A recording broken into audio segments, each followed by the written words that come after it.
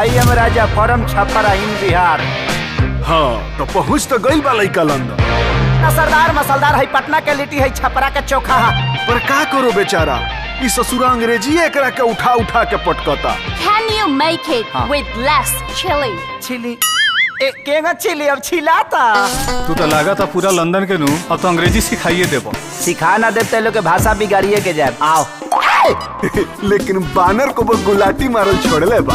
इतना पगला दी सभी मागे डिस्टर्ब हो गइल बा हमार। ना कहल जाला कि भाग में जब लिखल बा भोजपुरी तो कहाँ से बबुआ पैते लंदन के गोरी। लड़की देखे ना इतना सुंदर हो, लगत नेचर से एकदम छू छू नर हो, काहे करते हो हमसे hi hello hello hello hello. दिल में ढुका के बटाम बंद। तुमको क्या लगा मैं इम्प्रेस हो जाऊंगी? देखिए हम गरीब आदमी हैं, कोशिश तो करबे किए। हमरा तरफ से तोहरा और दिया के रिश्ता के हाँ बा। ओ बबुआ की देसी लड़की चाही।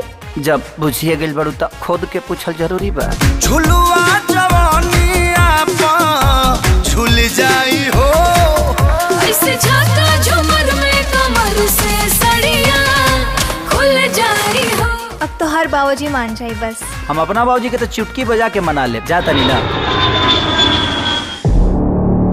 अगर तोहरा हमार राजा पसंद बा तब राजा के ब्याह तोहर तुलसी से होई।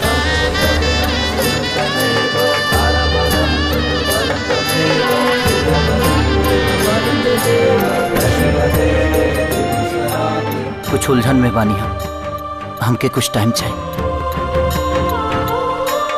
हमरा से का गलती हो गई बा राजा, हम तो अभी ना मर जाए राजा। आज दिया के उदास चेहरा देख के दिल टूट गए है यार। अब पता ना काहे तू मन करा था कि ओकरा के जिंदगी की सारा खुशी दे दी। तोहके दिलवा में आई से बसा ले हनी हम, दिल के धड़कन भी हमसे नाराज हो गई। अखिया तोहरा सिवा कुछ न देखे सनम, कके हमसे दगा दगाबाज हो गई। तोहके दिलवा में। अरे तू पाप करता रे पाप। 10 दिन में तो हमारी पूरी दुनिया बदल गई। हमें क्या पता इश्क होता क्या है। आप मिले और जिंदगी मोहब्बत हो गई। पूछत का है नहीं खा हमार मजबूरी हो, तोहके बोला मने तो बोना कइलो आई तो का गोल जइतो। रात भर रहता खाइता पियता सुतता भोरे चल जइता।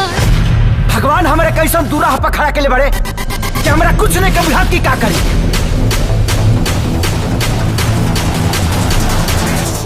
हमारा कुछ समझ में नहीं आवत कि ओकरा के हम कैसे बताए कि हम तो उससे प्यार करेंगे। हम राजा जी की नहीं खिचोड़ सकत।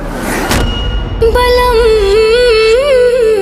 जी हो जाइबा गुलरी के फूल। अगर राजा हमार न भइले तो हम अपन जान दे दे।